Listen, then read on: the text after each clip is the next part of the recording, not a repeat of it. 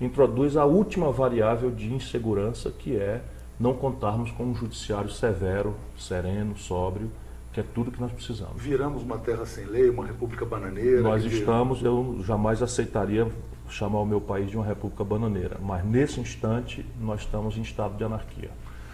A origem disso, então, na sua avaliação, é o impeachment? O impeachment sem crime de É responsabilidade? o golpe. Isso gerou a... É o golpe de Estado, porque há sacralidades, né? A selva de onde nós viemos, em que a gente exercita nossos apetites pela violência, pela força, ela, ao longo dos milênios civilizatórios, ela vai sendo substituída por um conjunto de regramentos, de símbolos, de vênias, de acatamentos, que vão dominando os nossos instintos bestiais, não é? E isso a humanidade inteira. Nós brasileiros, retardatariamente, replicamos a institucionalidade pacificada na velha França, né, em Montesquieu, na repartição dos poderes, no controle recíproco dos poderes, né? Aprendemos um pouco com Tocqueville, né? Especialmente que eu tenho lido novamente no Democracia na América. Copiamos o presidencialismo norte-americano, na vã ilusão de que copiar instituições dos outros nos permite receber o mesmo benefício civilizatório. E hoje no Brasil nós estamos violando rápida e aceleradamente tudo isso. Por quê? E a minha geração só ganhou. Nós vimos uma ditadura, conquistamos a redemocratização do país, conquistamos a estabilidade da moeda. Nisso tudo eu estava ali ajudando como militante e tal. E pela primeira vez a minha geração, eu tenho 59 anos, 36 anos de militância na vida pública brasileira, descontada a minha militância no movimento estudantil, que me acrescentaria mais uns 6, né? E nós agora só regredimos. Só regredimos. Por quê? Porque se violou um elemento estável e simbólico básico, que é, no presidencialismo, o presidente só chega a esse lugar eleito pelo povo. Claro. Nós temos um sem voto, projetando um modelo de economia política jamais pactuado com a sociedade brasileira para servir a uma minoria escravocrata, plutocrata e corrupta. Mas antes de entrar nesses aspectos, eu queria só esgotar o caso Renan.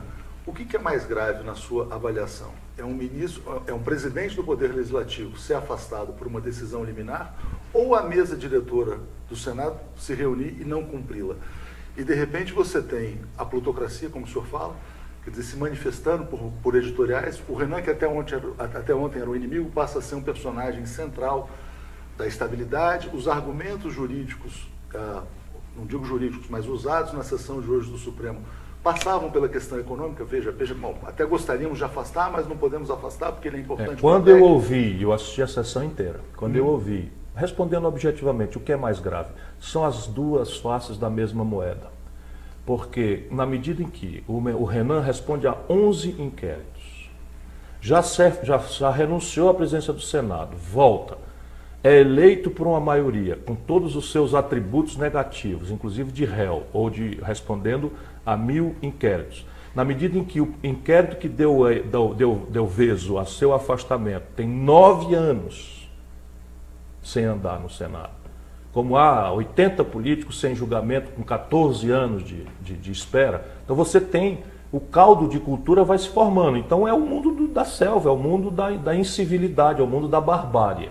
E aí maiorias elegem corrupto presidente de um poder, como é o caso do Eduardo Cunha. O Supremo demora para julgar, e aliás o Judiciário não julgou dezenas de processos que definiam claramente, pelo menos com grande aparência, que ele era um marginal, né? E hoje você tem o país obrigado, país de leigos, obrigado a entender por que o Eduardo Cunha foi afastado da presidência da Câmara e o Renan Calheiros foi mantido. Qual é a diferença, na sua opinião? Eu vi a filigrana jurídica. O ministro disse que o Eduardo Cunha foi afastado não porque era réu, embora haja ali um julgamento em andamento, suspenso por um incompreensível pedido de vista do ministro Toffoli, que não devolve. Isso trabalhando sobre a sucessão federal, ou seja, o destino das maiores nações do planeta, com esse nível de superficialidade, para não falar leviandade. Então, eu estou chocado. Qual é a razão que eles alegaram? É que a razão do afastamento do Eduardo Cunha foi que ele estava da ponta onde estava como presidente da Câmara, atrapalhando as investigações. Ora, e o Renan não? Claro. Mas o Renan não fica por ser mais... Renan um pouco pior. Mas ele não fica o Renan um pouco pior, deixa eu só explicar. Todos os ministros do Supremo e o Procurador-Geral da República são sabatinados no Senado.